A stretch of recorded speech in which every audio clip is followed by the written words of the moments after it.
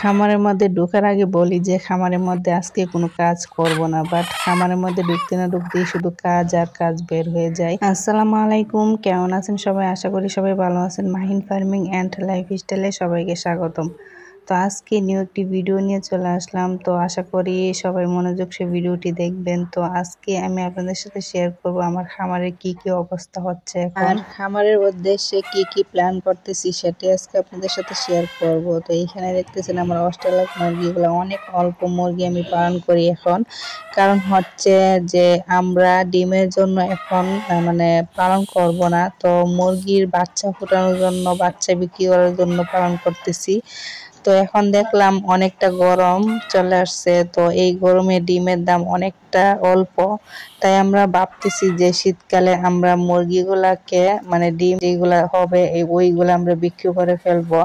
আর গরমের সময় আমরা সব মুরগির ডিমগুলা দিয়ে আমরা অল্প অল্প করে বাচ্চা ফুটিয়ে তারপরে 2 মাস 3 মাস করে তারপরে বিক্রি করে ফেলবো। অনেকটি মুরগির বাচ্চা আমি বিক্রি করছি, ভালো একটা দাম পাইছি। তো আমি ভাবতেছি যে এখন থেকে এই মুরগির ডিমগুলা দিয়ে আমি বাচ্চা ফুটিয়ে ফুটিয়ে 2 মাস 3 মাস পরে বিক্রি করে ফেলবো। অনেক ভালো দাম পাওয়া যায়। আমরা এতদিন ধরে যে বাচ্চাগুলো আছে 3 মাস থেকে 3.5 মাস বয়সের বাচ্চা, সেইগুলো বিক্রি করতেছি 600 টাকা পিস করে। আলহামদুলিল্লাহ অনেকটা ভালো দাম পাইতেছি। আর মুরগি বিক্রি করার আগ পর্যন্ত আমাদের তেমন খরচ রাখতেছে না।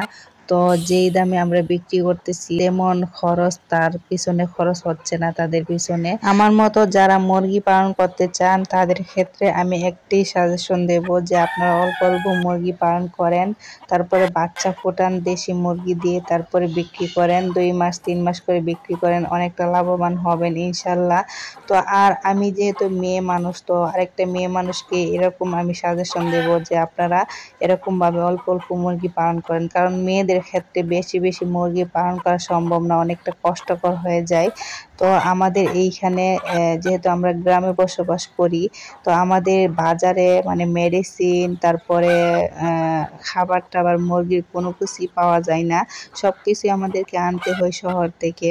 তো শহরে যাইতে অনেকটা দূরের রাস্তা হয়ে যায়, তো আমাদের মেয়ে মানুষের জন্য অনেকটা মানে কষ্টকর হয়ে যায়। যাদের খামারের মধ্যে পুরুষ মানুষ থাকে তাদেরকে সাহায্য করার জন্য তাদের কোনো সমস্যা হয় না, তারা অনেক বেশি বেশি মুরগি পালন করতে পারে। আমিও অনেক বেশি মুরগি পালন করার সিদ্ধান্ত নিয়েছিলাম। তো আমি অনেকটা ভেবেচিন্তে দেখছি যে আমি একা মানুষ এত কিছু সামলাতে পারতেছি না, তো অনেকটা লস হয়ে যাবে, কারণ এইভাবে মুরগি একা একা পালন করা যায় না, সাথে লোকজন থাকতে হয়।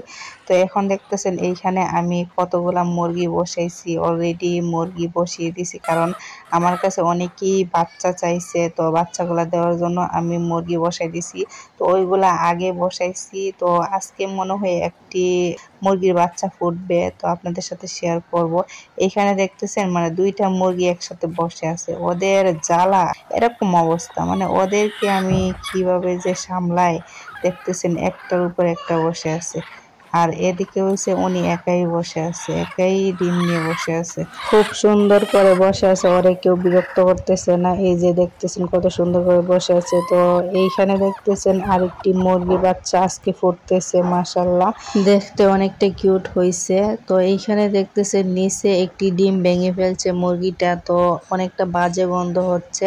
তো ওইগুলা এখন আমার পরিষ্কার করে আবার মুরগির নিচে দিতে হবে, এত ঝামেলা। মানে এইখানে দেখতেছেন একটি ডিম ভেঙে ফেলছে, এই যে আরেকটি ডিম ফুটতেছে মাশাআল্লাহ। তো ওইগুলা আস্তে আস্তে ফুটে যাবে সবগুলা। এখন আমাকে সব কিছু পরিষ্কার করে আবার মুরগির নিচে দিতে হবে। দেখেন একবারে ডিমগুলা নষ্ট করে ফেলছে, সবগুলা পরিষ্কার করে তারপরে আবার মুরগির নিচে দিয়ে দেব। তো এখানে দেখতেছেন যেগুলা নষ্ট করছে সবগুলা আমাকে চেঞ্জ করতে হবে, এখন চেঞ্জ করে তারপরে আবার নতুন করে দিতে হবে সব কিছু।